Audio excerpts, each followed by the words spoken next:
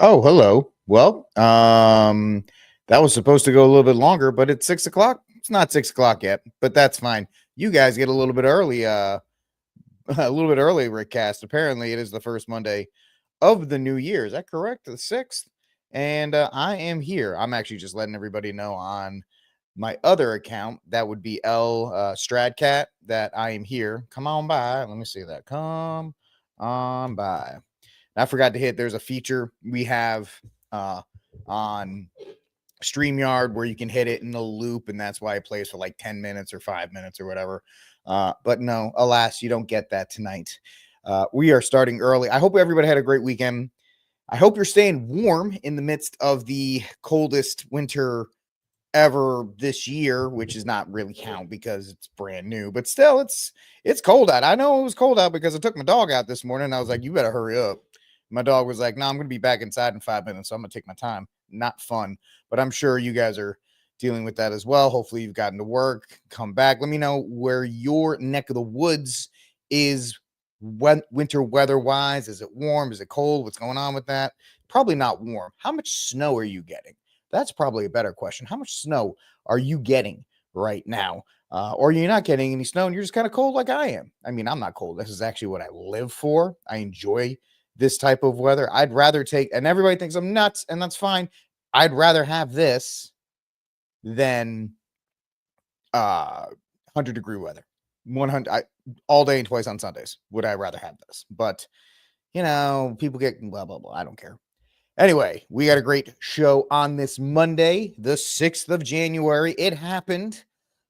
We had the certification of one Donald Trump. The 2024 election results have been certified. There was the peaceful transfer of power, which we will talk about on this show, and we'll go over it and Kamala Harris and how she broke another ceiling without even trying this time. We're going to talk about that.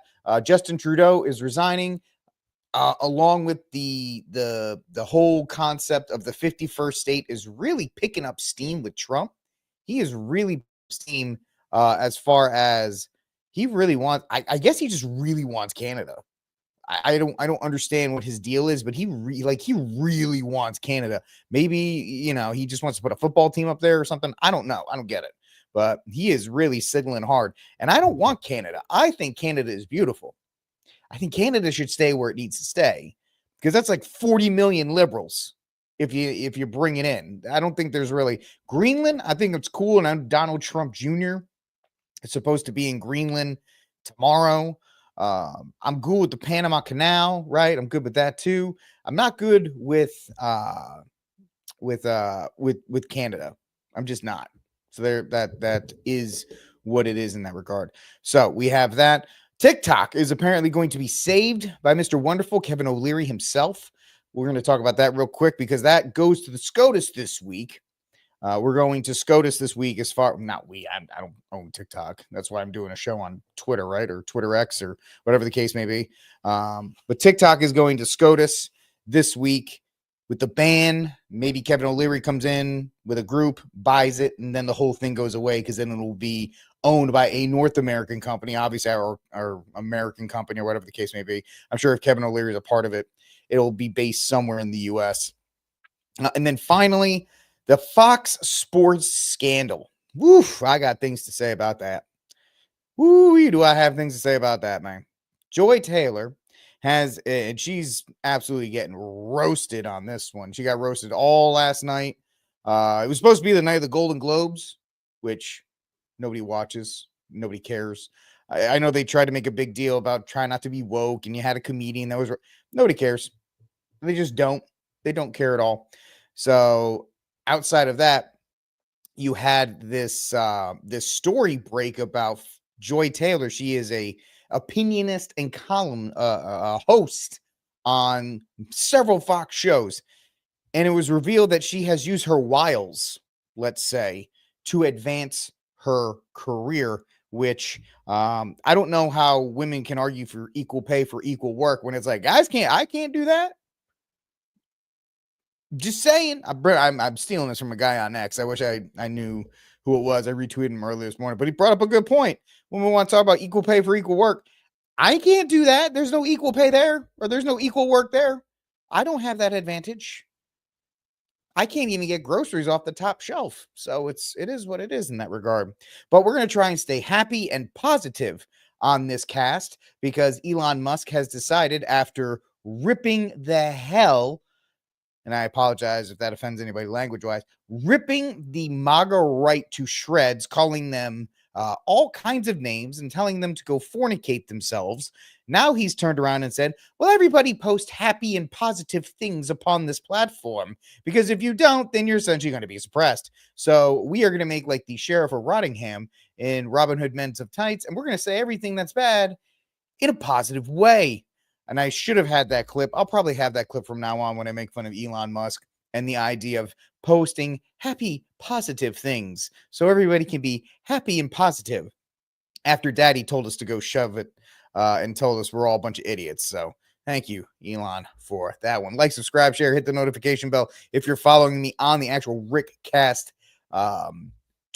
X account, please hit a follow button there and help grow the reach of the channel. Doing pretty good with that as well. And we're gonna have some fun tonight as we open this new week, and I hope you guys are enjoying it as well. And you're staying warm, right? There's not, unless you got to go to work, then that's just always the worst when you actually have to go to work in this kind of weather. So if you do, you have my sincere apologies. I've been there. I don't do it now. And that's why I worked real hard to get jobs where I didn't have to leave my house, because I'm pretty much a gremlin and a hermit. But not right now with you, my fine friends. Okay, let's do a couple hot takes before we get to the I have an additional story today with the other stories up. First story up, first hot take from Discussing Films X account. Will Smith has released a cryptic post teasing that he may be starring in a new Matrix movie. So this was the post on whatever his website is, but it said in 1997, the Wachowskis offered Will Smith the role of Neo in The Matrix. Smith turned it down to do the seminal classic Wild Wild West, believing it would be better fit for him at the time. But the question remains, what would The Matrix have been with Will Smith as Neo? Wake up, Will. So everybody's saying, oh, well, I guess after the last Matrix movie was an absolute trash and a dumpster fire, it's probably a good idea to do another Matrix movie. That would probably be a trash heap and a dumpster fire. This is just not a good idea. I know Will is still trying to find his way post what Jada Pinkett Smith did to him and post the slap and all of these other things that he's been in a pretty bad spot. I don't think he's canceled. I think people are asking, the first one is he still canceled? I don't think Will Smith is actually canceled.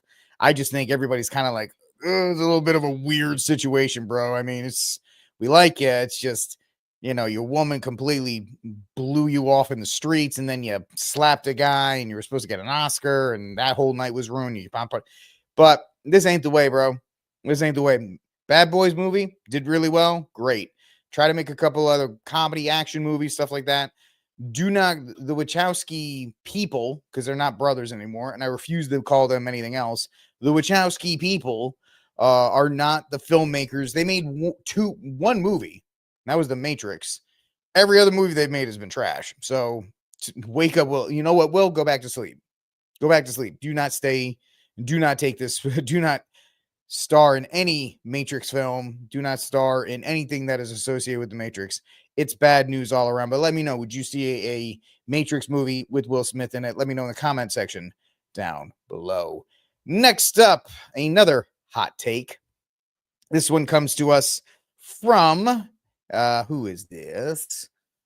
Congress Tracker. The Congress Tracker says, Justin, Representative Lauren Boebert has introduced a legislation to abolish the ATF. Well, this is fantastic news because I, as the purveyor of L1121 Strategies, the only Catholic pro-2A organization in these United States, you can find more information at thearmedcatholic.com, am solely in support and 100% in support of the ATF being abolished because it is an absolute waste of time, money, and it is a restriction on the freedom, the God-given right to keep and bear arms that you have been granted by birth and nobody should restrict. Now, will this actually make it to the floor of the House of Representatives? Probably not, because Mike Johnson will probably be shipping money off to Ukraine or doing whatever Nancy Pelosi in her walker, which I saw videos of that or photos of that today. And it's just absolutely pathetic that you've got Mitch McConnell being escorted around in a wheelchair and you got Nancy Pelosi in a walker, and yet we can't get anything done because we have to worry about what these elderly people think.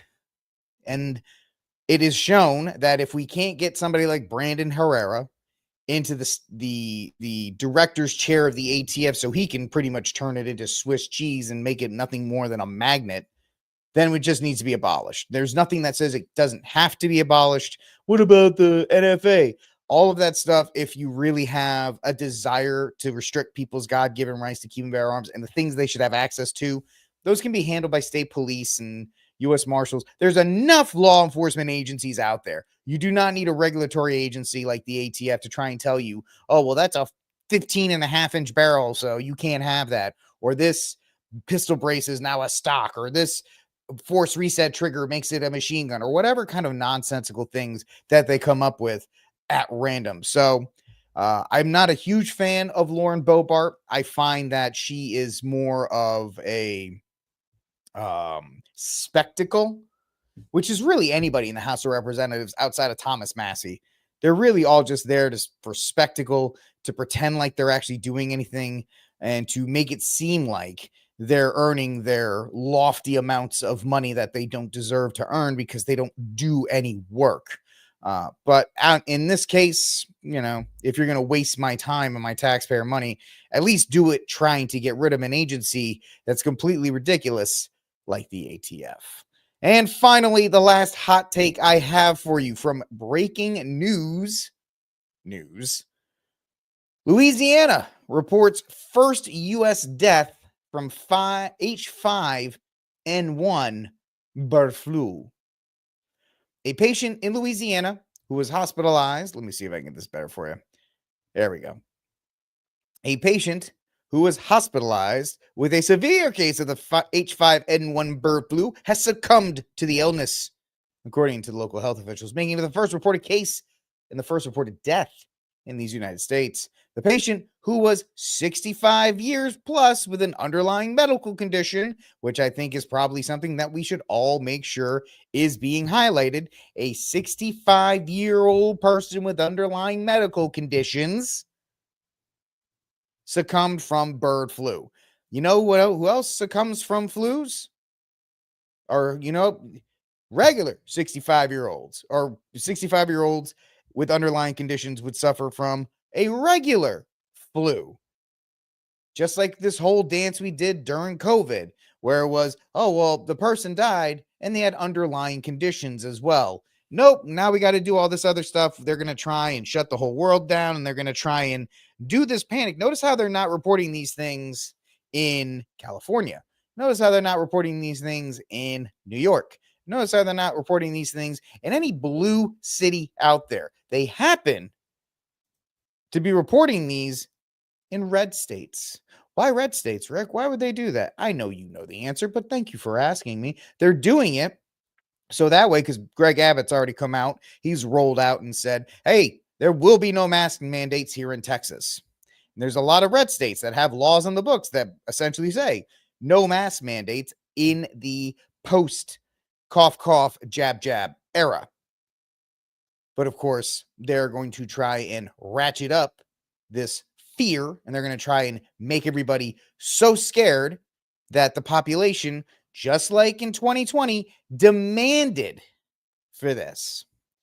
Back into the article, health officials previously said the patient was hospitalized in southwestern Louisiana while suffering from severe respiratory illness. In an update on Monday, the Louisiana Health Department confirmed the patient had died. The date of the death was not released. The department emphasized the investigators have found no additional cases of evidence of human-to-human transition. the newest strain of H5N1 bird flu, I'm not reading the rest of that, has raised concern due to its global spread and rising number of cases in mammals, including hundreds of outbreaks among dairy cows, which, hopefully Robert RFK is going to go, I don't care, keep the raw milk. Over the past year has also been limited, but not growing, the number of cases after contact with birds or cows. So yes, there is your first H5N1 bird flu death. It is a tragedy. Person died. They were 65 years old with an underlying condition. So it's not like they contracted bird flu and then died 3 days later. It was in complication with other factors, as it usually tends to be. Here on Rickcast, I am the aforementioned Rick. We're still going through our hot takes right now. We got one last one. I told you, on Monday, we get more of them because more things happened over the weekend. From U.S. News and World Reports, McDonald's, good old McDonald's, I love them, is the latest company to roll back diversity goals. McDonald's is ending some of its diversity practices, citing U.S. Supreme Court decision that outlawed affirmative action in college admissions. That's a weird combination. Anyway, 4 years after launching a push for more diversity in its ranks, McDonald's is ending some of its diversity practices, citing a U.S. Supreme Court decision that outlawed affirmative action in college admissions. McDonald's is the latest big company to shift its tactics in the wake of the 2023 ruling that and a conservative backlash. I like how they put that, a conservative backlash. Thank you, U.S. News and World Report, for that editorializing of a news article against diversity, equity, and inclusion programs. Walmart, John Deere, Harley Davidson, and others have rolled back their DEI initiatives in the past year. McDonald's said Monday it will retire specific goals for achieving diversity at senior leadership levels. I don't know what diversity has to do with making delicious French fries, or in my case, delicious chicken nuggets. And you know what? I don't care. I like the chicken nuggets. Just don't at me. Or, at me. I don't care. It also intends to end a program that encourages its suppliers to develop diversity training and increasing the number of minorities in their leadership ranks. McDonald's said it will also pause external surveys. The Chicago burger giant didn't elaborate, but several other companies, including Lowe's and Ford Motors, suspended their participation in an annual survey by the quote-unquote Human Rights Campaign that measures workplace inclusion for the LGBT plus. And we all know what the third plus is. Employees. So there you go. Another supposed quote-unquote win for conservatives. Yeah, no more diversity at the McDonald's, guys. As I've been saying, with the other stories, people get excited about it and they're like, oh man, we're winning. Look at us win so hard right now. They're rolling back all these programs. Look at us go. And let me channel my inner Lumberg. Yeah. Well, you don't think they're just going to take these things and bury them into different parts of the company? Much like I try to tell people with schools that, hey, yeah, it's great that you can change the curriculum, but unless you get rid of the teachers that are associated with it, nothing's going to happen because they're going to bury that in educational speak in other places. Same thing here. Now, I'm not trying to be Debbie Downer. I'm just telling y'all, it's like a pimple. It goes away, but it'll come back when the time is right and probably when it's least appropriate in that regard. So, yeah, if you want to celebrate it, celebrate it. But this is nothing more than a company understanding which way the wind is blowing and trying to capitalize on such a thing. All right, folks, thank you so much for hanging out with me here on Rickcast. I am the aforementioned Rick, and that's our hot takes, the real quick stories I just wanted to get on your radar on this Monday, the 6th of January, 2025. And since it is January 6th, 2025, that means it can only be one thing. That's right, ladies and gentlemen. It is time for the certification. The certification of me, Donald Trump. I'm here and I'm back. Highlights from the certification of Trump's 2024 presidential election. I don't know what kind of highlights there are, but whatever. Anyway, so Trump Online says Congress was certifying a great election victory, and it is a big moment in history. Former Vice President Mike Pence applauds the return of order and civility to the certification process. Kamala Harris played her ceremonial role with perfunctory remarks and no rhetorical flourishes, because Kamala Harris is not really known for being able to do such a thing, so I don't know why we're praising her for such a thing. A stunningly ordinary certification comes to an end because it was stunning. It was a stunningly ordinary election night in November, right? You can't have one without the other. You can't have the mass confusion, which I will say it is, the confusion that takes place, such as the 2020 election cycle. There was confusion there. I'll say that. So that way this Elon says it's positive and it was confusion. And so people were confused during the certification process. If you have a relatively smooth election night where Trump won everything, the popular vote and all that other kind of stuff, then it should be a stunningly smooth certification process because there's nothing to actually protest or protest too much. And then at 12:37 Central Time, Trump was certified as the winner of the 2024 election without challenge. A stark contrast, and I love how they had to just kind of throw a stark contrast to the violence of 4 years ago. Anyway, this is what it sounded like. President of the United States as... You're not going to play? Come on, Kamala, go. Vote for the President of the United States as... Kamala, what are you doing? That's no good, Kamala. Are you kidding me? I'm getting this story in here. Anyway, give me 2 seconds. So it went in. She had a video beforehand. I didn't want to play it. It was just a bunch of canned remarks where she said, "Oh, I'm so blah, blah, blah, this, that, and the third." It wasn't like anything to draw home to, but it was interesting to see as far as her having to certify an election that she clearly got the brakes beaten off of her on. And of course, since I'm trying to do this on the fly, that's not helpful, but that's not me. I actually did plan for once, guys. I know, kind of crazy. So she did those remarks, which is interesting because Joe Biden is nowhere to be found. He's down in New Orleans, probably on Easy Street or, at a local old folks home in New Orleans at the time.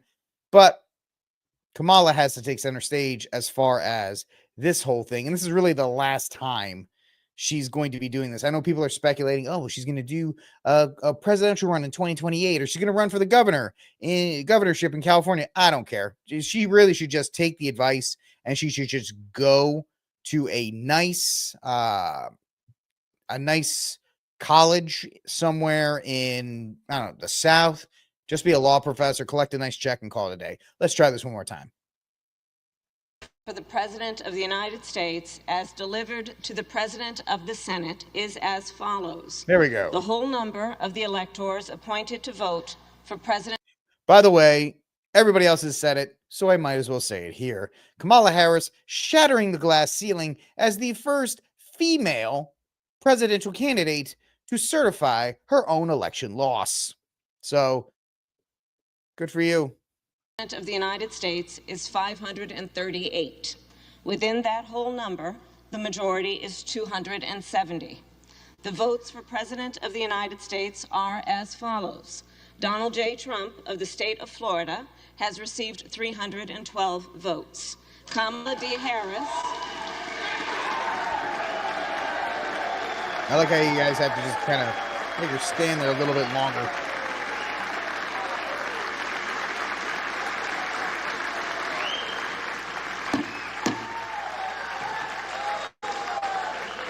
Kamala D. Harris of the state of California has received 226 votes.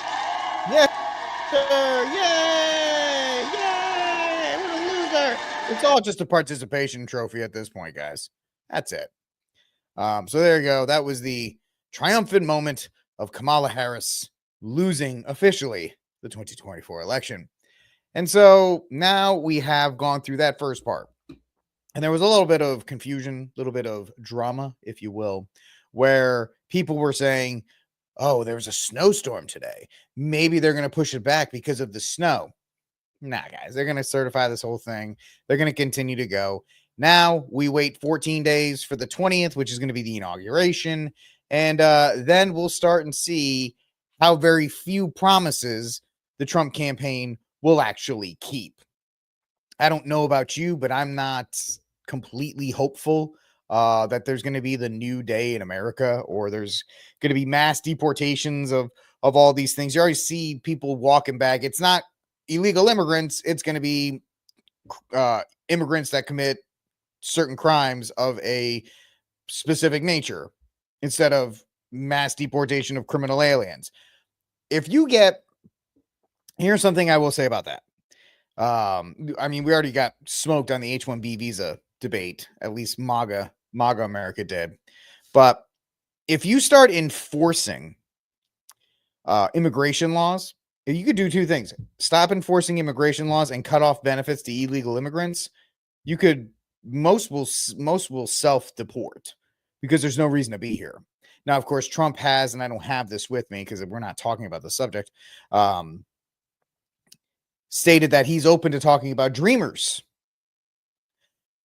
And of course, that's probably just cover for that. The problem with sticking with dreamers, the problem with doing that is if you stick with dreamers, you now have opened the door for the chain migration on top of it. That's just like with the H-1B program. The H-1B program in and of itself, if you really look at it, is not a huge problem. It is the problem with the chain migrations, the expired visas. There's a whole lot more on top of it than just the visas, than just the dreamers. It's all the other things that are associated with it. And when you let go of that, and when you say, oh, well, we'll make a compromise on that, then the whole point, the mandate that Trump was given, which primarily was illegal immigration, has now been lost.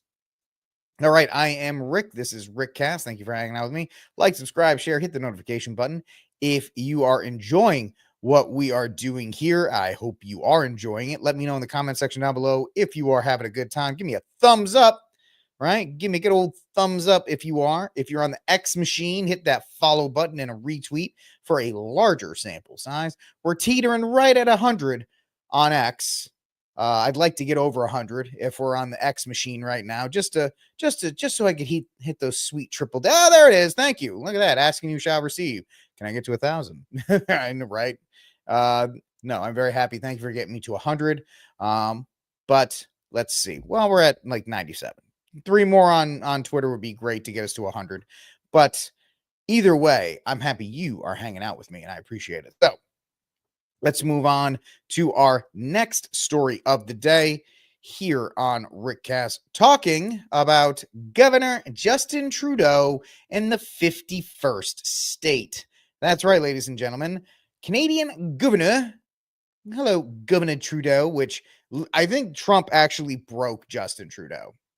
I really do. And that's kind of being the common consensus online right now, is that Trump kind of bullied Justin Trudeau into leaving the governorship of Canada. Obviously, he's the prime minister, but he is not. He's not treated very He's kind of like a younger, more awake Joe Biden as far as being respected around the world. But let's take a look at this. This is from Wendell Husbo of Breitbart.com. Americans heckled Canadian Prime Minister Justin Trudeau on Monday after he announced his plans to resign his post. Trudeau, a far leftist who looks oddly enough like Fidel Castro's illegitimate son, who often tangled with President-elect Donald Trump, said he would resign due to internal conflicts, drawing a rash of jeers from a choir of conservative Americans. And if you really want to see how pathetic it looked like this. Are none of my videos playing right now? Like, what is going on with you guys? Ay, ay, ay. This is unbelievable. Especially since, what the hell is the point of going through and getting all these things set up if, oh, I think I know why. Yeah. So Justin Trudeau resigned. It's a long story. I'm not going to get into it, but I know for next time not to do what I did. If you really looking, I trashed it before I started the show, which means they're not there, which is kind of stupid. But So Justin Trudeau left. He gave a speech. It was 39 seconds long, saying, "Oh, hey, I'm leaving. I don't want to be a governor, or I don't want to be the prime minister anymore." And then he left. So there you go. Long story short. But yes, so I don't have any of these videos now, which is fantastic. But there he is. He looks goofy and he's kind of silly. Let's get back to the actual article at hand. The thrashing comes after Trump recently met with Trudeau and therefore cast him as the governor of the 51st state. And that's really what everybody was kind of just breaking his chops over. The fact that Trump, and really we can go all the way back to when Trump met when Trudeau, because they tried to get one over on Trump saying, well, since you're a felon, Trudeau has to come and see you because we don't allow felons into Canada, eh? And they had like a good 2 seconds where they were dancing around and dancing on Trump's grave, being like, ha, ha, ha, you're such a loser. And then Trump said essentially, well, if you guys can't handle it on your own, then I'm just going to annex Canada myself. And that was pretty much game, set, match. You know, Justin Trudeau pushed a little too hard. He was a little too big for his britches. He thought he had the upper hand, and he thought he was going to be able to bully Trump around. He's like, oh, hey, I don't know about these tariffs, eh? And Trump's like, well, if you cannot survive without our subsidies, then you should be essentially a part of the U.S., which from a business perspective is actually, it's very smart, right? Why am I paying to subsidize your country when you're right next door, and it would make more sense for you to be a part of these United States. By the way, having Canada be a part of these United States is a terrible, terrible idea. Would this play? No, probably not. It would be a terrible idea. Canada's pretty liberal, man, and I don't think you really want. Canadians are good people, but if you look, their country has been pretty much smashed by immigration. The things that we're fighting about down here have already happened up there. Canada has been overrun. And I'm not trying to make a huge deal or be hyperbolic, but if you look at certain places, just like in England, there are certain towns in certain areas that they do not look like you are in Canada, or they do not look like you are in England. You are in in a different province with a different type of religion, not the Judeo-Christian, all accepting religion basis that you would have in Western culture. You're under Islamic law, potentially Sharia. And so people are looking at this and saying, oh, yay, Trudeau is leaving and this is great. Is it though? I'm going to be serious. Once again, I'm going to make some points that very few are, because everybody's like, oh, look at how great it is that Canada is getting rid of all these liberals. Guys, the liberals are still there. And the conservatives, put the air quotes, I hate air quotes, this is how serious I am. The conservatives in these places, they're just moderate libs. They're Trumps. And outside of like catchy quotes from Trump, he's terrible on policy. And you're not going to get hardcore conservatism, and you're certainly not getting mass deportations up in Canada. So yeah, Justin, and by the way, from a Catholic perspective, Justin Trudeau presided over one of the largest swings in anti-Catholic rhetoric from the Indian grounds that they discovered the mass graves of Native Americans that actually didn't happen there, to the burning of Catholic churches across the country of Canada. And everybody was like, oh, well, and just kicking the can down the road on that one. So, and everybody's like, oh, well, here comes your conservative prime minister. I don't think he's the guy you're looking for, right, Lou? That's right. He could be worse. What's the phrase? The devil you know is better than the devil you don't. But there you go in that regard, folks. Abigail Jackson, Deputy Chief of Staff and Communication Director for Senator Josh Hawley, said Trudeau's resignation as Prime Minister makes sense because you can't be Prime Minister when you're governor. Yeah, guys, have a lot of fun. Have a lot of fun with going after Trudeau for being the governor and leaving and being his liberal self and weak. And I agree with all of those things. I agree with all of them. Just understand, you're not getting a better prime minister out of this. Margaret Thatcher's not walking through the door. She's not. She's not walking through the door. And the fact that you guys are celebrating like she is kind of nerve-wracking, because it's just not going to work out that way unless there's a huge shift. Speaking of which, let's take a look here. You know, Trump really wants, he desperately wants Canada. He just posted this on Truth Social today. Let's see here if I can get this up right. There it is. Many people in Canada love being the 51st state. The U.S. can no longer suffer the massive trade deficit and subsidies that Canada needs to stay afloat. Trudeau knew this and resigned. If Canada merged with the U.S., there would be no tariffs, taxes would go way down, and they would be totally secure from the threat of the Russian and Chinese ships that are constantly surrounding them. Together, what a great nation it would be. Please, God, no. Please, God, no. Please don't. Please, that's right. We need less America, not more America. That is not something we want in any way, shape, or form. And you will be importing, forget illegal immigration. You put Canada as part of these United States. First of all, that whole landmass can't be one. It's going to have to get, added and divided up and pushed out. But still, that's what, 40, 50 million people. And let's be real, 30 million of them are liberals. It is not a conservative country.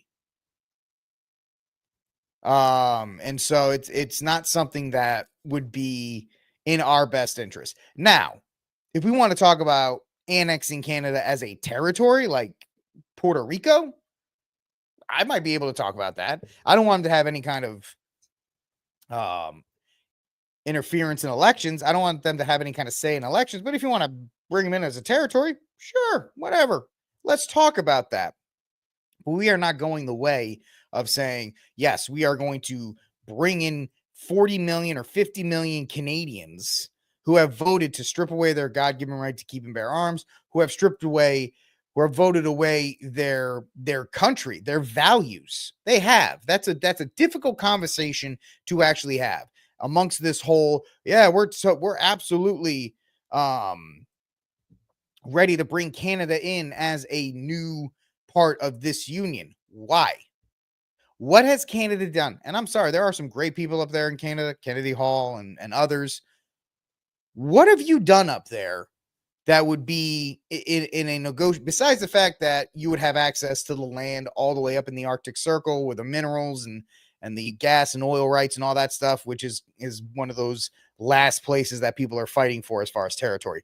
What else does Canada bring to the table that you would, objectively speaking, say, yes, we need that? The Panama Canal, there's a reason why, the U.S. should seriously go after that and reestablish its claim over it. We built it, we blood, sweat, and tears, and the Chinese are essentially moving in to take it over. And if they take it over, that's going to be an endgame. Greenland, I could absolutely see, because they have precious rare earth minerals and other things as well. And they just said over the weekend, they don't want to be a part of Denmark. And Greenland is not, with its 50,000 people, is not going to be able to defend itself on its own. So Greenland would make another great territory like Puerto Rico or Guam or any of these other places. But Canada, and I'm sorry to say this, and I'm sorry to be hammering us home, Canada is essentially a cold California.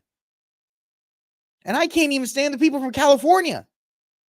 What's the great benefit of having Canada become a territory of the U.S.? That you can go to both sides of Niagara Falls without having to go through customs? By the way, if you've never been to Niagara, it's a beautiful place. You should absolutely consider it.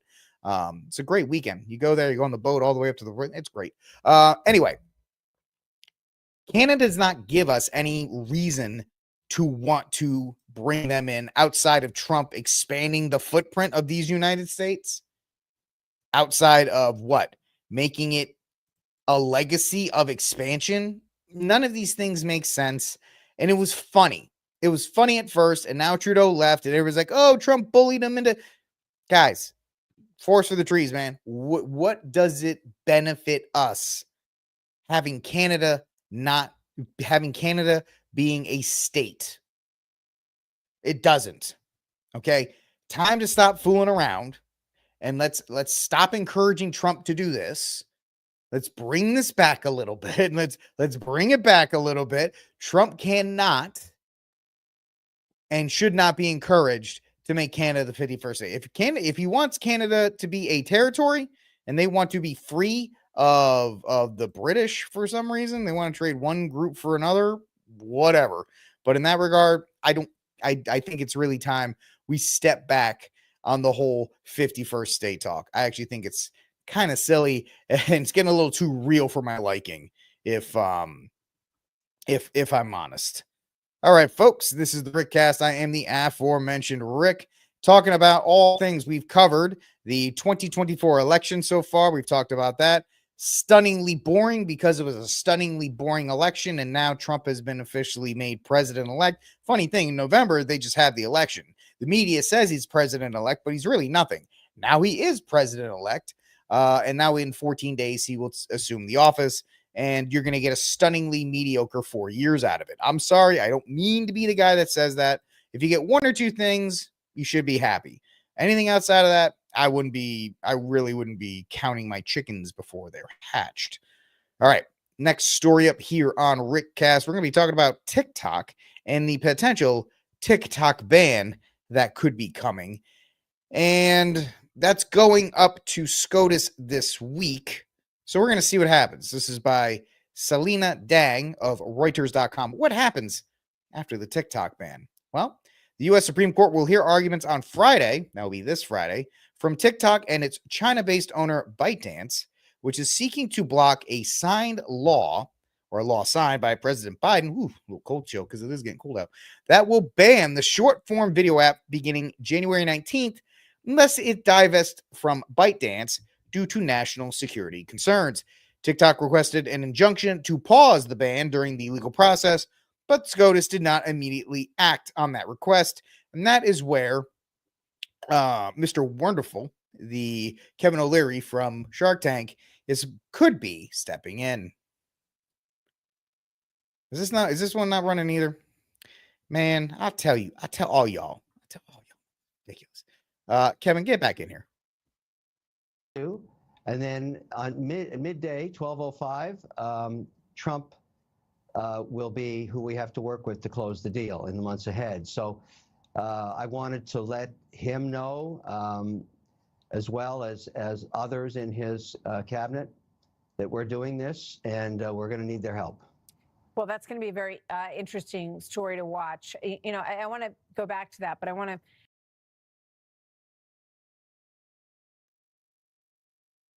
Looks like Kevin O'Leary is going to try and step in and purchase TikTok. And if that does go through, then it is divested from ByteDance and it will move on. So that's really all I got to say about that in that regard. There's really nothing else in there to talk about as far as that. So we'll see what happens going forward. All right, folks, last story of the night. That is not it. It is this. 11 stunning accusations of the Fox Sports workplace misconduct lawsuit that took place over the weekend. I got to oil this chair. My goodness. Let's see here. All right.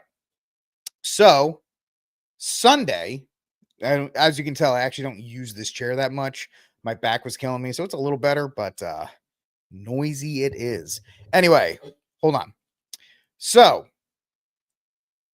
Sunday night, or Sunday mid-afternoon, we had an explosion take place, and it was that this lawsuit was filed, and Joy, let's see here.